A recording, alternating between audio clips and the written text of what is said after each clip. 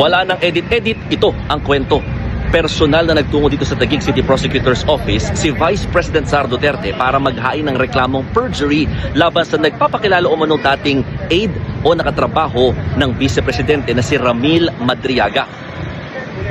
Dalawang punto ang pinakanilalaman ng kanyang affidavit dito. Una, wala raw siyang personal at profesional na relasyon dito nga kay Madriaga. At pangalawa, hindi to totoo yung mga kwento nito ng kanyang posisyon sa Office of the Vice Presidential Security Group, DepEd, maging sa Office of the Vice President. Kaya lumalabas daw na mali ang mga paratang na inilalahad ni Madriaga laban sa pangalawang Pangulo. Maalala natin na may kaugnayan ang testimonya ni Madriaga sa impeachment complaints na inihahain naman ngayon sa House Committee on Justice, kaugnay sa maling paggamit umano ng confidential funds ng Vice Presidente.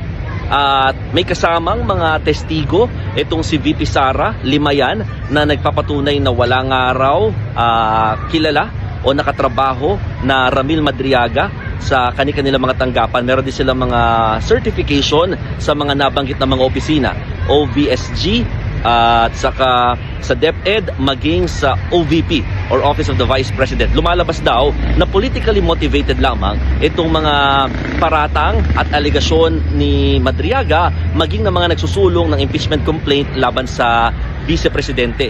At mukhang hindi raw nag-fact check at nag-background check ang mga nasa likod nito, na lumalabas nga raw na pawang kasinungalingan lamang ang sinasabi ni Madriaga. Natanong natin kung bakit ngayon lang naghain ng reklamong perjury versus Madriaga, the fact na last year pa lumabas yung affidavit nito laban kay VP Sara Duterte. Ang sagot ng kanyang kampo, hindi raw kasi nito prioridad nung una ang mga alegasyon na yan. Kumbaga para sa kanila, sa kampo ng mga Duterte, may karapatan naman doon maghain ng kaso ang sinuman at haharapin na lamang nila ito sa tamang forum. Pero kailangan na doon nila itong puldukan ngayon dahil lumalabas daw na ginagamit na nga sa usaping politika itong mga ganitong klaseng kasinungalingan at tila hinahayaan lamang yung paninira ng buhay ng iba.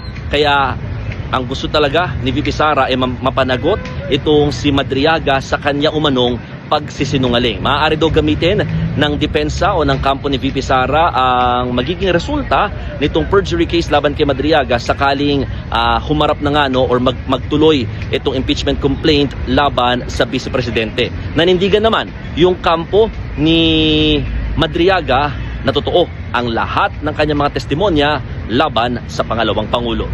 O paano? Ako po si Mon Gualvez ng News 5 at yan ang aking istorya ngayong araw.